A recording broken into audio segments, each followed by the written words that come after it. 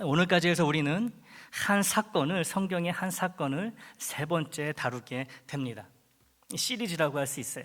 그 사건은 다름 아닌 중풍병자와 네 명의 남자에 관한 이야기 사건입니다.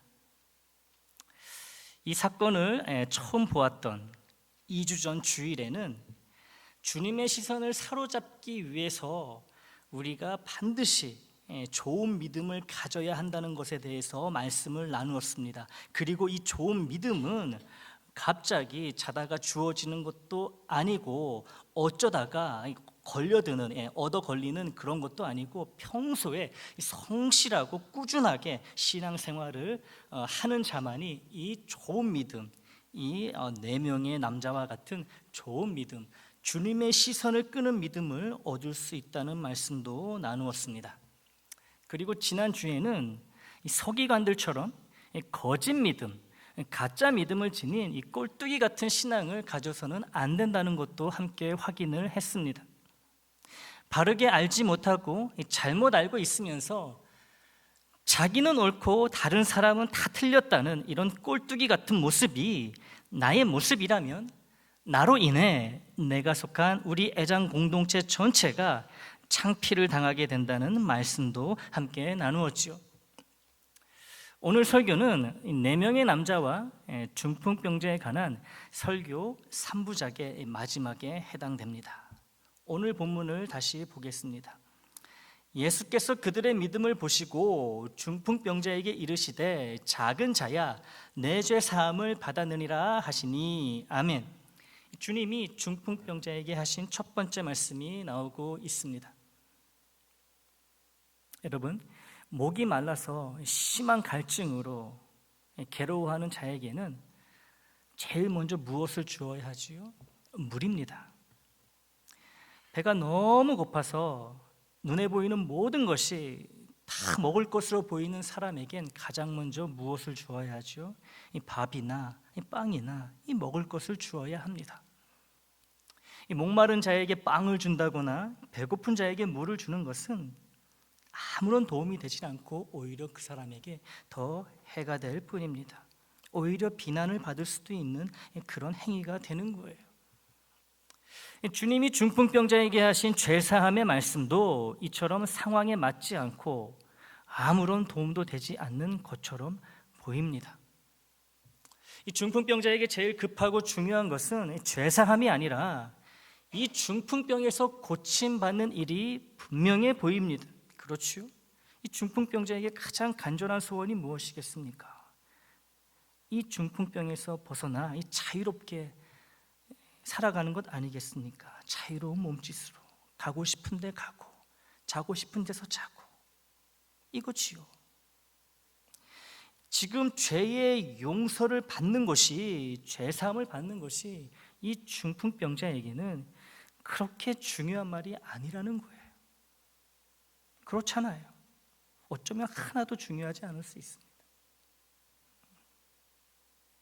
그렇다고 해서 죄의 용서가 제사함의 은혜가 필요하지 않다거나 중요하지 않다는 말은 아니에요. 매우 중요합니다. 다만 먼저 병고침을 받은 이후에, 중풍병에서 나음을 받은 이후에 죄사함에 대해서 그의 죄가 사여졌다는 말씀을 하셨다면 이 중풍병자를 비롯한 주변의 많은 사람들이 오히려 죄사함에 대한 주님의 말씀을 더 쉽게 잘 받아들이지 않았을까라는 생각을 우리가 하게 된다는 것이죠. 순서가 좀 뒤바뀐 것 같다는 거예요. 고침이 먼저 있은 후에 그 다음에 죄사함의 권세에 대해서 말씀을 하셨더라면 더 좋지 않았을까. 근데 주님은 죄사함에 대해서 먼저 말씀을 하셨다는 거지요.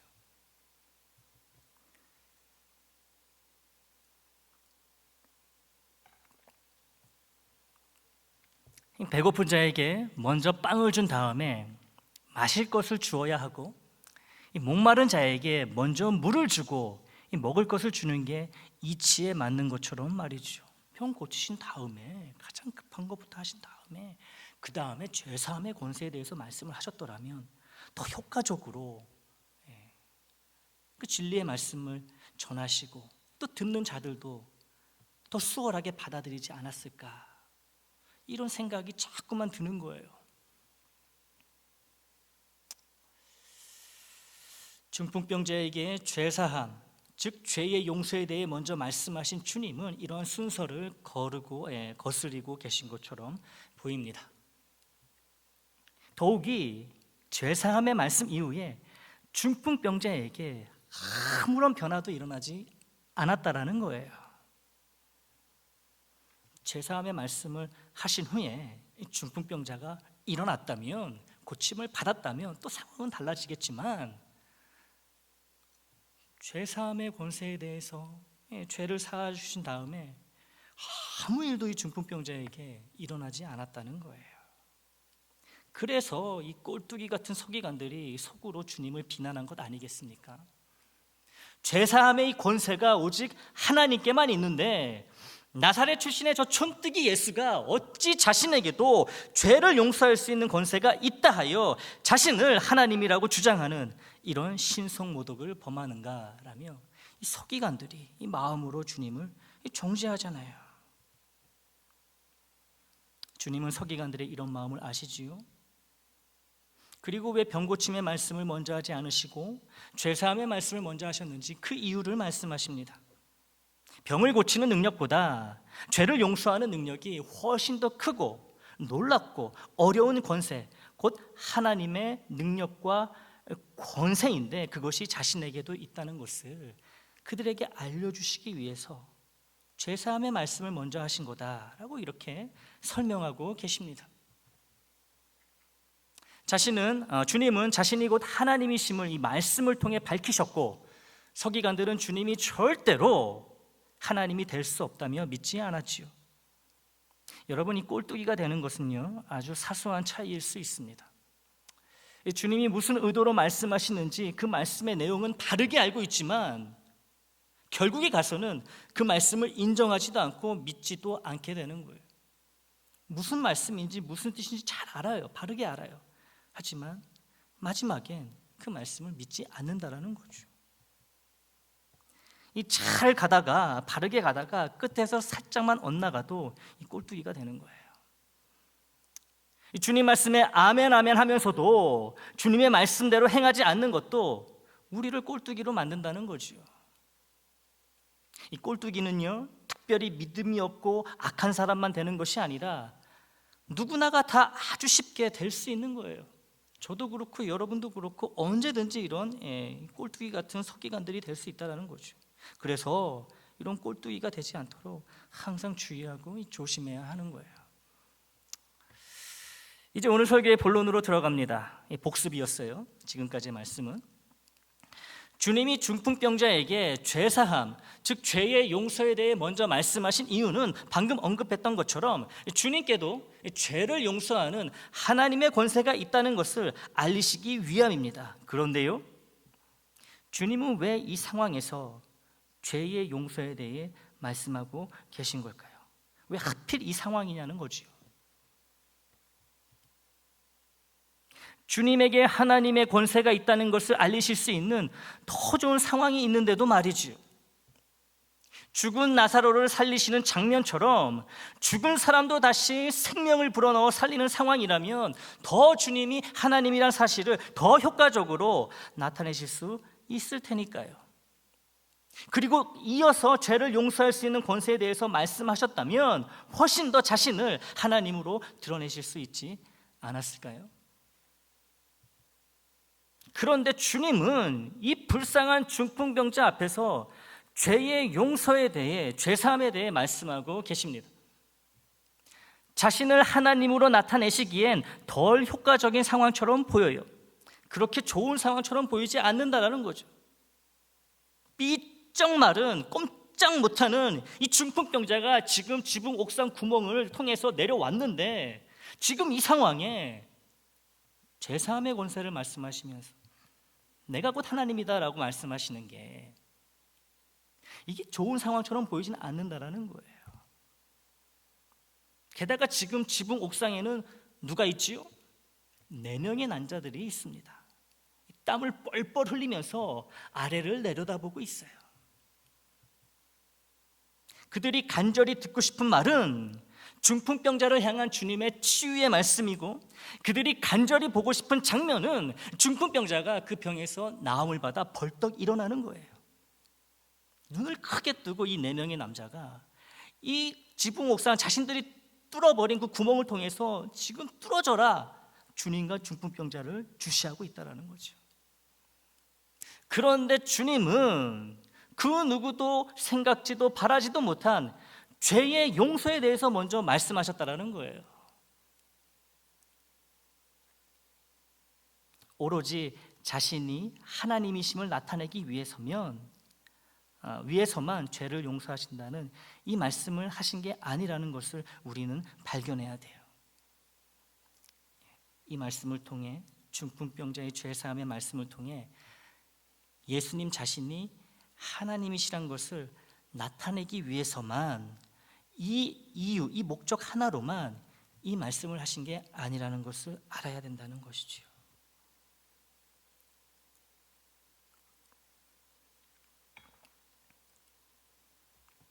다른 이유가 있는 거예요. 또 다른 이유가 있는 거죠. 주님이 아직 병에서 낫지도 않은 이 불쌍한 중풍병자에게 그의 죄가 용서를 받았다고 말씀하신 이 2번째 이유는 중풍병에서 낫는 것보다 용서하는 마음, 용서하는 삶이 더 중요하다는 것을 중풍병자에게, 그리고 이 말씀을 듣고 있는 우리에게 알려주시기 위해서라는 거죠. 이게 2번째 이유가 되는 거예요. 숨어있는 주님의 의도가 되는 것입니다. 육신의 질병이 낫는 것보다 용서하는 마음으로 사는 것, 용서하는 삶을 사는 것이 훨씬 더 중요하다는 것을 우리에게 알려주시기 위함이라는 거예요. 얼마 전에 하나님의 부르심을 받은 저기 뉴욕에 살고 계셨던 이 팀 켈러라는 목사님이 계셨습니다. 이 목사님이 그에 져서 용서를 배우다라는 책에서 주님이 이 중풍병자에게 그의 죄가 용서를 받았다고 먼저 말씀하신 이유를 이렇게 이야기하고 있어요. 들어보시기 바랍니다.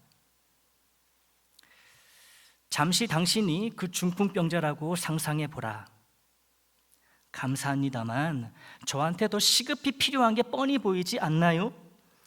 아마 그런 기분이 들었을 테고, 당신이 당찬 성격이라면 그 말을 입 밖에 냈을지도 모른다. 그랬다면 예수님은 아니 그렇지 않다라고 답하셨을 것이다. 그때 중풍병자의 심정은 이렇게 표현할 수 있지 않을까? 저는 병석을 털고 일어나 다시 걸을 수만 있다면 행복할 겁니다. 평생 불평하지 않고 만족하며 살 수 있어요. 그러나 예수님은 이렇게 말씀하실 것이다. 내 주위의 모든 사람을 둘러봐라. 그들은 다 걸을 수 있다. 그런데 마음 가득히 만족하더냐? 다 행복하게 살더냐?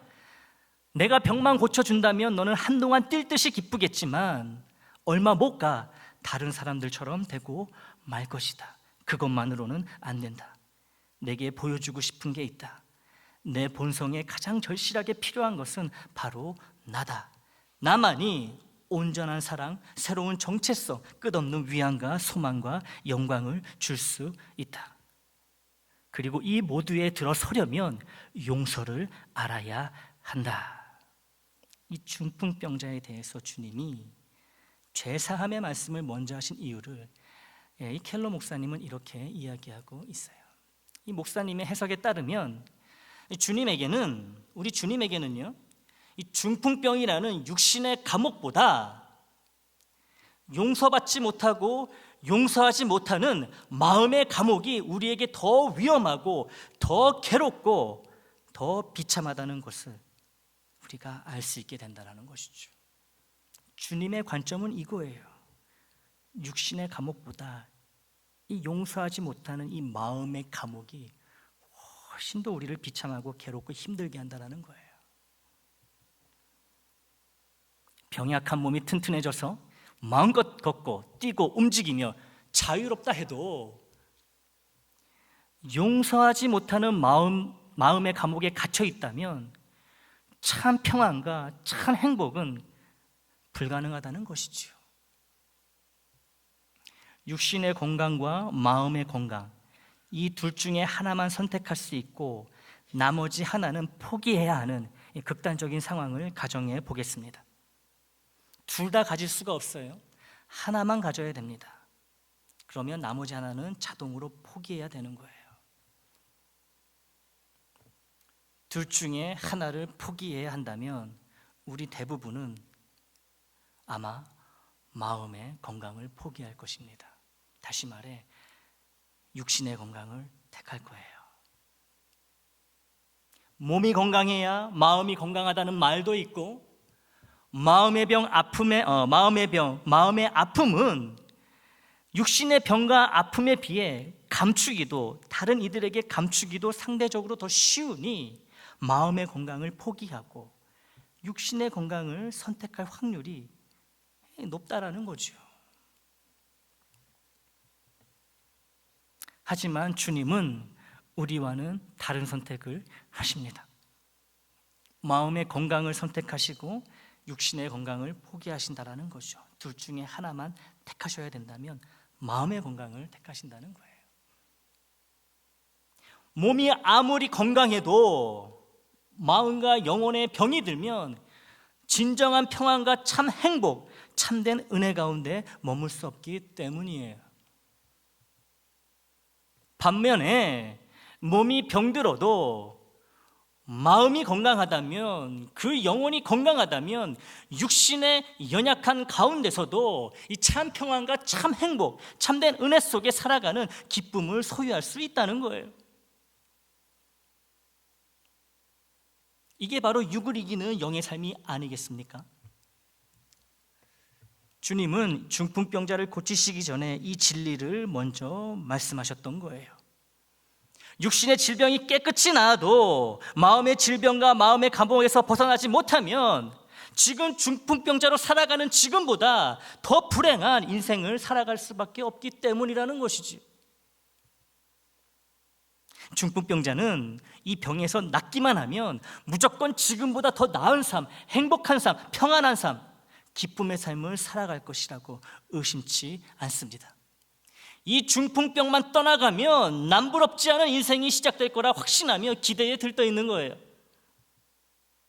이런 그에게 주님은 이 마음의 병이 낫지 않아서 마음의 감옥에 묶여 있다면 육신의 병이 나아도 기대하는 평안과 행복은 여전히 몇 나라 남의 이야기일 뿐이라고 말씀하고 계십니다. 우리를 마음의 병, 마음의 감옥으로 이끄는 가장 해로운 세균 중에 하나는 바로 용서하지 않거나 용서하지 못하는 우리의 마음이라는 것이죠. 우리의 상태라는 거예요.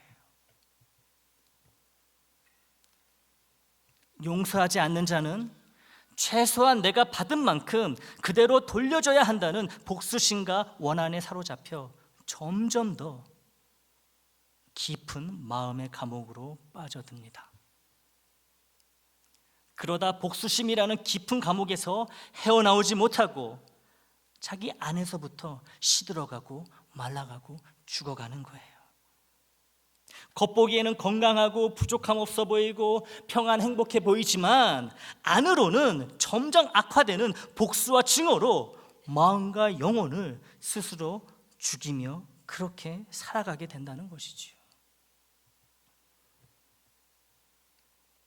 이 육신의 건강과 마음의 건강 중 하나만 택해야 한다는 이 극단적인 상황을 가정해 보았는데요.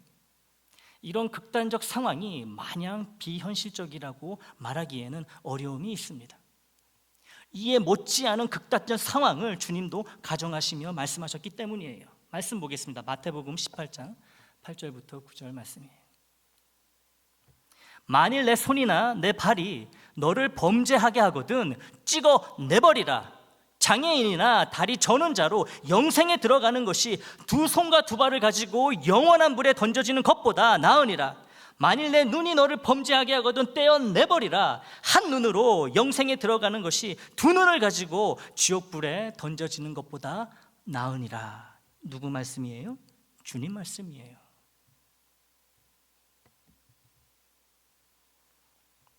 이 건강한 두 손과 두 발, 두 눈이 있을지라도 그 손과 발과 눈으로 죄를 짓는 것보다는 차라리 손과 발과 눈이 없는 채로 사는 게 훨씬 더 유익하다는 주님의 말씀이에요. 실제로 죄를 지으면은 그 죄를 지은 몸의 일부를 잘라내라는 그런 의미로 말씀하신 것은 아닙니다. 멀쩡한 사지로 죄를 짓는 것보다 죄를 지을 사지 없이 장애로 사는 것이 낫다는 것을, 이렇게 죄를 멀리하라는 것을 강조하시기 위해서 이렇게 극단적으로 말씀을 하시는 거예요. 이렇게 중요하니까 극단적으로 말씀을 하시는 거죠.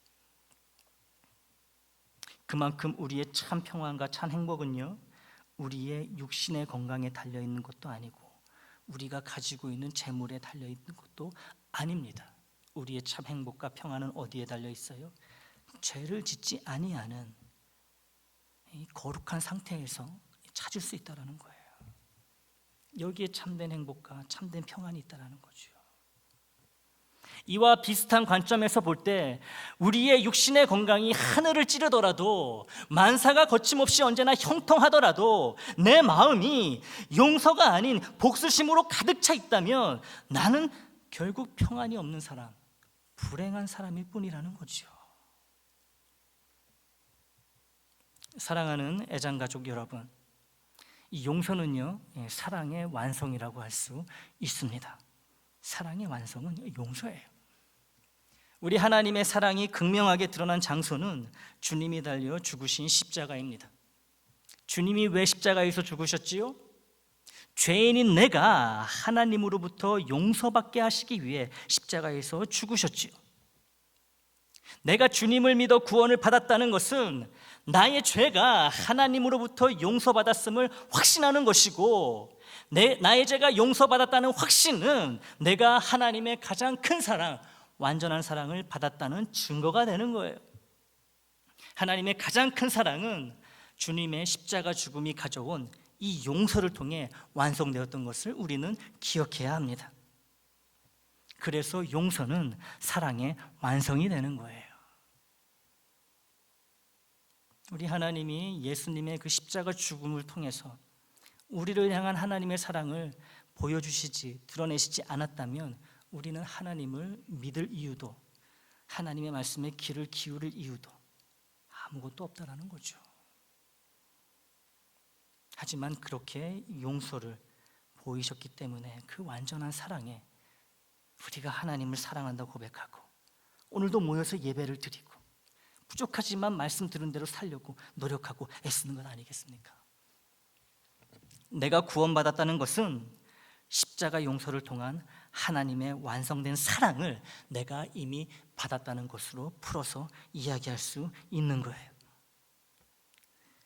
까닭 없이 나를 아프게 하고 상처를 주고 모욕과 수치를 주는 사람, 나에게 물리적, 심리적, 금전적 손해를 입힌 사람, 이런 사람을 용서하는 것은요, 정말 너무나 힘들고 어려운 일입니다.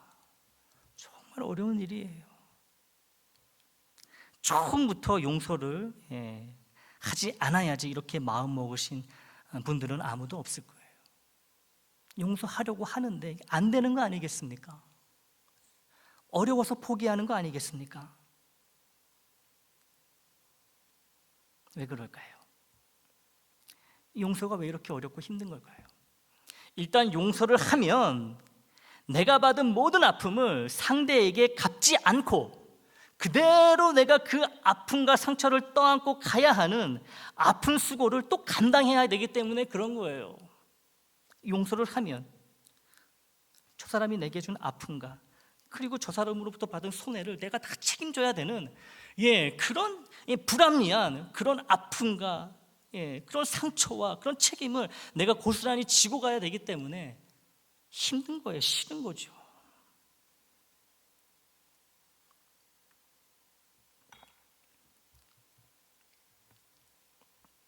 내가 원치도 않았는데 남이 내게 지워준 무거운 가시덩어리를 그 남에게 돌려주지 않고 계속 그 따가운 가시에 찔려가며 그 무게를 견디며 살아가야 한다는 것이 이 속이 터질 만큼 괴로운 거예요. 그러니까 용서를 못하는 겁니다.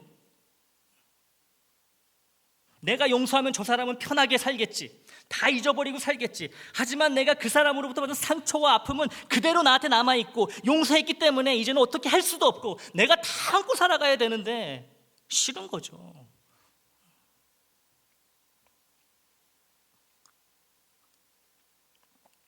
그러니 용서를 할 수도 없고 하고 싶은 마음도 이제는 없는 것이 우리의 솔직한 모습이 아닌가 싶습니다. 하지만 주님은 분명하게 말씀하십니다.